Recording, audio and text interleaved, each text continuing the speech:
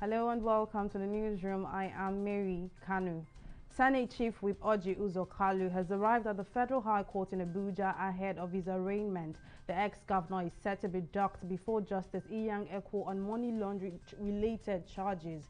It will be recalled that Kalu, who was the governor of Abia State from 1999 to 2007, was earlier found guilty and handed a 12-year jail term.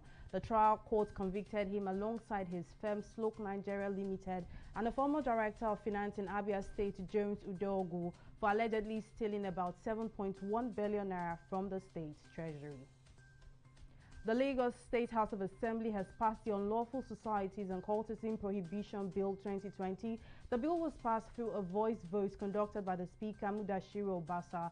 The House included punishments for parents of cultists found guilty of cultism in the amendment of the anti-cultism law submitted by the state government. Obasa explained that this would further prohibit unlawful societies and cultism while directing the acting clerk of the House, Olalekan Onafeko, to send a copy of the bill to Governor Babajide Sanwo-Olu for his assent. The Oyo State government has announced that the electronic computation of data of all pensioners in the state will soon commence in line with the directives of the state governor Seyi Makinde. Commissioner for Establishment and Training Shiju Lawal made a declaration while presenting gratuity checks to retirees for the month of August 2013 at the ministry's conference hall in Ibadan on Monday. It will be recalled that the pensioners in the state had lived with unpaid gratuities since 2012, with many casualties recorded and an outstanding gratuity accruing to about 28 billion naira. And in COVID-related news, the National Incident Manager of the Presidential Task Force, Mukhtar Mohammed, has declared Kogi State in the north-central region of Nigeria a high-risk state for refusing to acknowledge the existence of coronavirus.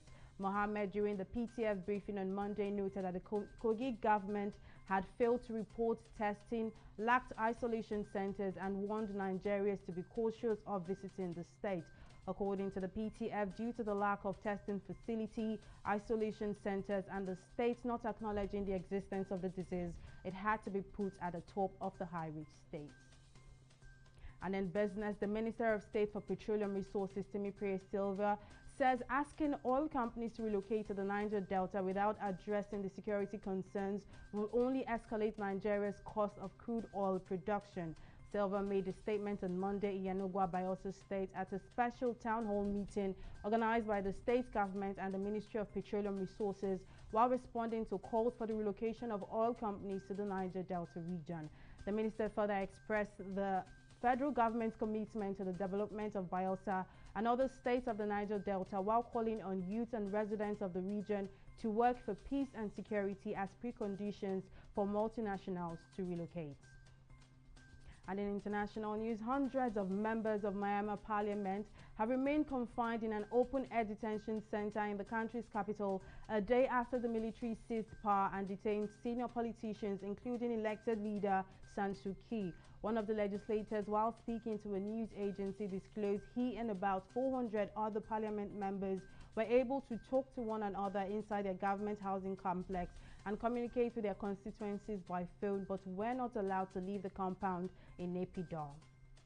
And now in sports, Nigeria's Blessing Okagbare won the 60 meters race and a lifetime best of 7.17 seconds at the second American Track League Series meeting in the United States.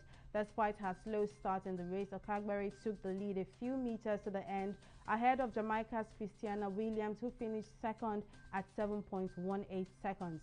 An elated Okagbare says she hopes to compete in more races ahead of the Tokyo 2020 Olympic Games.